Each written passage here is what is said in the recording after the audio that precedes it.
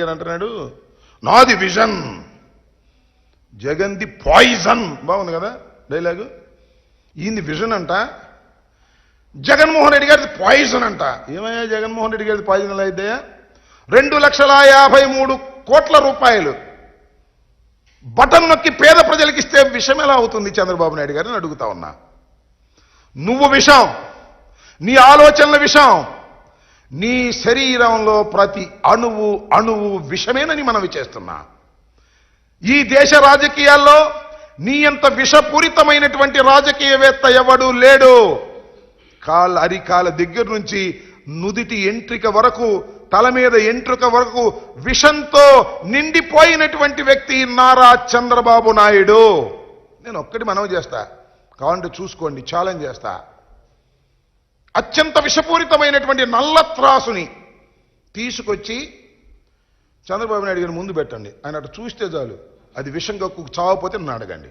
అంత విషపూరితమైన మనిషి నారా చంద్రబాబు నాయుడు గారు ఇవాళ జగన్మోహన్ రెడ్డి గారిని పాయిజన్ అనేటువంటి పరిస్థితికి వచ్చి ఏదో ఒక విధంగా బురద జల్లాలనేటువంటి ప్రయత్నం చేస్తున్నటువంటి పరిస్థితులు. ఎందుకంటే ఇదే చివరి ఎన్నిక పాపం ఆయనకి, ఆయనే చెప్పుకున్నాడు, విన్నారుగా, ఈసారి నేను ముఖ్యమంత్రి కాకపోతే ఇక నాకు ఎలక్షన్ లేవన్నాడు.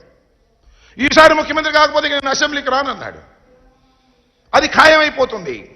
అందువల్ల ఏ విధంగా అయినా సరే సబద్దాలాడి కోట్లు ఖర్చు పెట్టి జగన్మోహన్ రెడ్డి మీద విషం చల్లి ఏదో ఒక విధంగా గెలవాలనే తాపత్రయమే కనపడుతుంది తప్ప ప్రజలకు మేలు చేశాను కాబట్టి గెలవాలనేటువంటి ఆత్మస్థైర్యం లేనటువంటి వ్యక్తిగా ఇవాళ నారా చంద్రబాబు నాయుడు గారు చాలా స్పష్టంగా అర్థమవుతున్నాడనే విషయాన్ని మీ అందరికీ కాస్త చంద్రబాబు నాయుడు గారి ఉపన్యాసాలు కానీ మీటింగులు కానీ అద్యంతం పరిశీలిస్తే చాలా స్పష్టంగా అర్థమవుతుందని కూడా మనవి చేస్తున్నాం.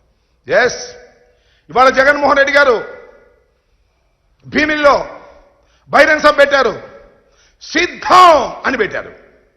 మేము ఎన్నికలకు సిద్ధం, సర్వం సిద్ధం చేసుకున్నాం, మా 175 మంది అభ్యర్థులు సిద్ధం,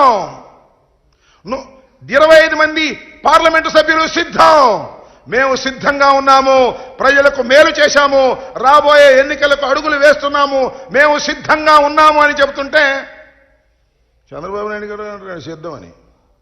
చంద్రబాబు నాయుడు గారే కాదు,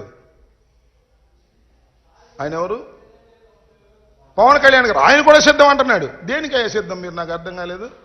మీ ఇద్దరు కలిసి కూర్చుని మాట్లాడుకుని సీట్లే అనౌన్స్ చేయలేనటువంటి దౌర్భాగ్యమైన పరిస్థితిలో ఉన్నారో, డ్రామా ఆడుతున్నారో తెలియదు నీకు.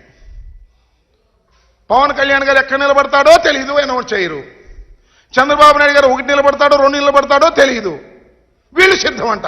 దేనికయ్యా మీరు సిద్ధం? ఒకదానికి మాత్రం మీరందరూ సిద్ధం. ఎన్నికలు అయిపోయిన తర్వాత తట్ట బొట్ట సర్దుకొని హైదరాబాదు నివాసానికి చేరడానికి అందరూ సిద్ధంగా ఉన్నారు. చంద్రబాబు నాయుడు గారు, పవన్ కళ్యాణ్ గారు, లోకేష్ గారు సిద్ధంగా ఉన్నారు మూటా ముళ్ళ సర్దుకొని. ఎందుకంటే ఇల్లు కూడా లేనటువంటి రాజకీయవేత్తలు మీరు ఆంధ్రప్రదేశ్లో కాబట్టి లారీకి సరుకెత్తుకొని సర్దుకోవడానికి సిద్ధంగా ఉన్నటువంటి ముఖాలు మీవి అని ఈ సందర్భంగా నేను స్పష్టంగా చెప్పదలుచుకున్నా.